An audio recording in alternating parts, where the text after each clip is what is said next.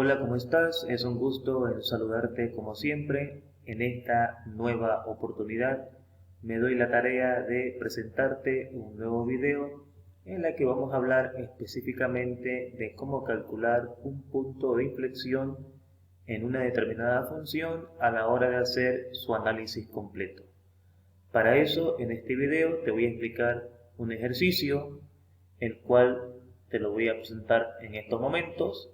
F de x igual a x al cubo menos 6x al cuadrado más 9x, y es este ejercicio el elegido para mostrarte cómo calcular un punto de inflexión.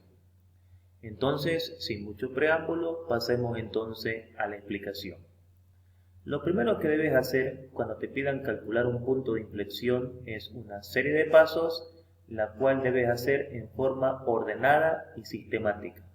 ¿Esto qué quiere decir? Que lo primero que tú necesitas para calcular un punto de inflexión es derivar tu ejercicio 2 veces para que cuando lo derives por segunda vez, esa derivada la iguales a 0 y encuentres el segundo punto crítico. ¿Por qué es importante el segundo punto crítico? Porque en función a él, nosotros vamos a calcular el punto de inflexión. Es decir, en función a ese segundo punto crítico, nosotros vamos a poder averiguar si realmente es un punto de inflexión o no es un punto de inflexión. ¿Qué es el punto de inflexión?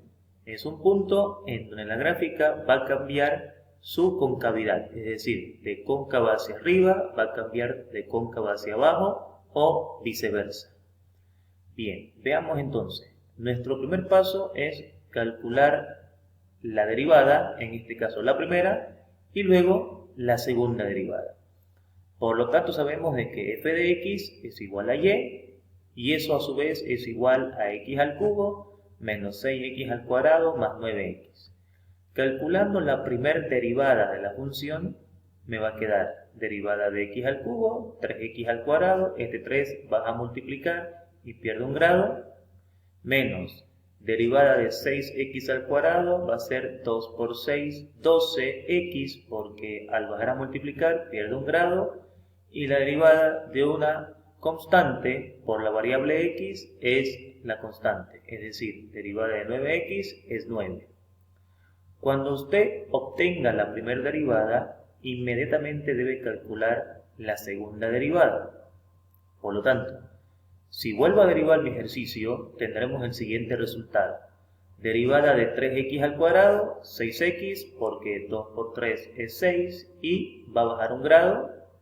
La derivada de menos 12x es menos 12, porque ya dijimos de que la derivada de una constante por x es la constante, y la derivada de una constante solamente o del término independiente es igual a 0.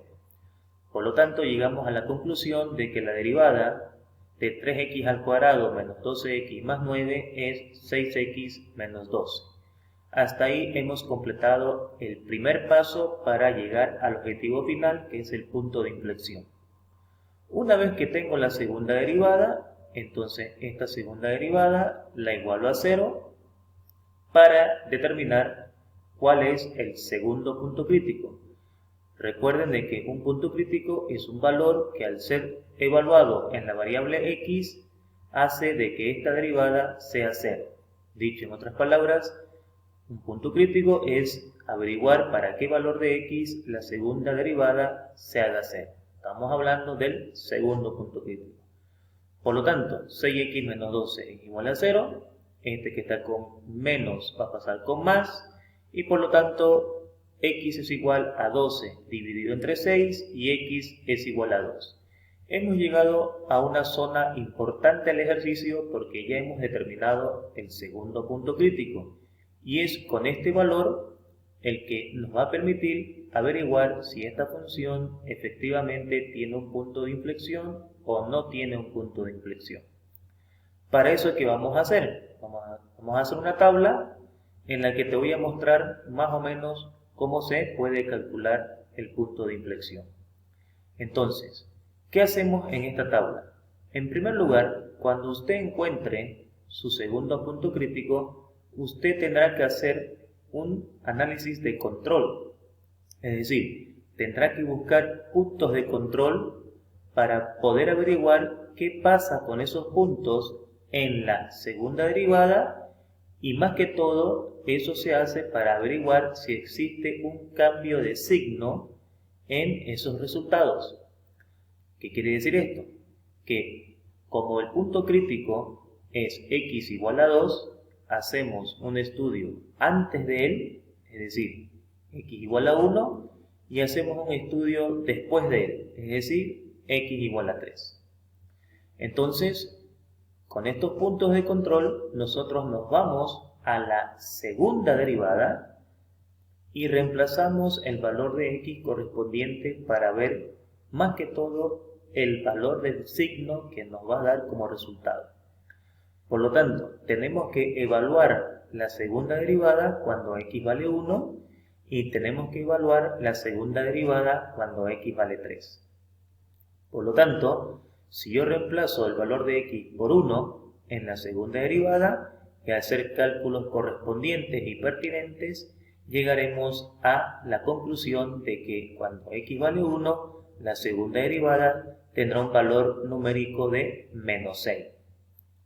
Ahora, cuando x vale 3 y yo evalúo ese valor en la segunda derivada, entonces al reemplazar en el lugar correspondiente y al hacer operaciones pertinentes, llegaremos a la conclusión de que la segunda derivada tendrá un valor numérico de más 6 cuando sea evaluada en x igual a 3.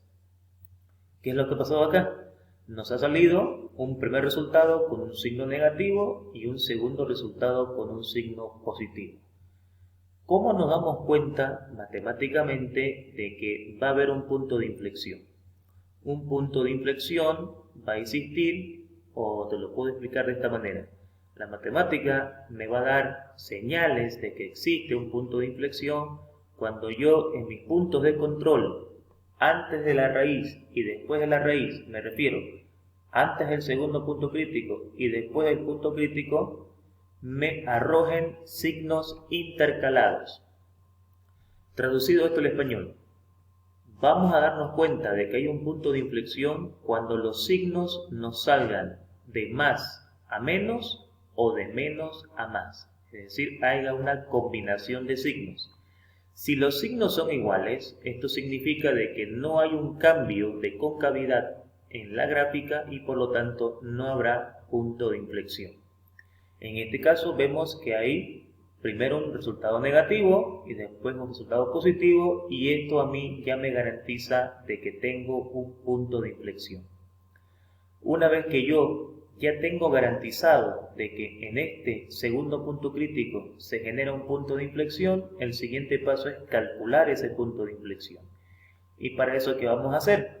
Vamos a evaluar la función original con el valor de x igual a 2. Por lo tanto, si x es igual a 2, ¿cuánto vale el valor de y en la función que estamos estudiando? Es decir, en la función original.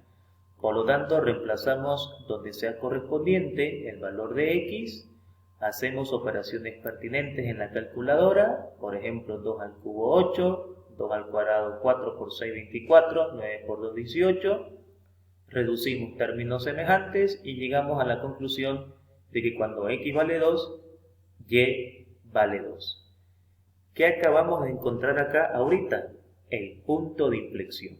Quiere decir que cuando yo haga la gráfica de esta función, en el punto con coordenadas 2 para x y 2 para y, va a haber un cambio de concavidad, que puede ser de concavidad hacia abajo para ir hacia arriba, o de concavidad hacia arriba para ir hacia abajo.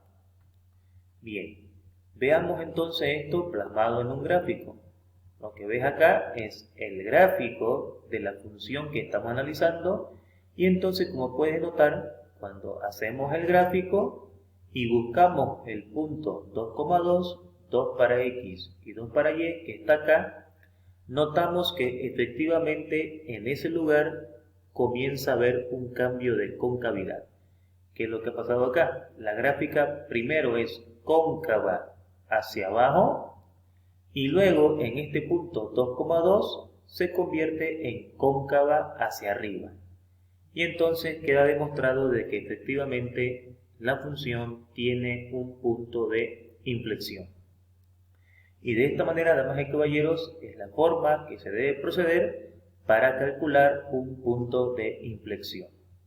Bien, como siempre, agradecerte por tu atención, muchas gracias por el tiempo que te das para ver mis videos y desearte, como siempre lo digo, que tengas un excelente día y gracias nuevamente por tu atención.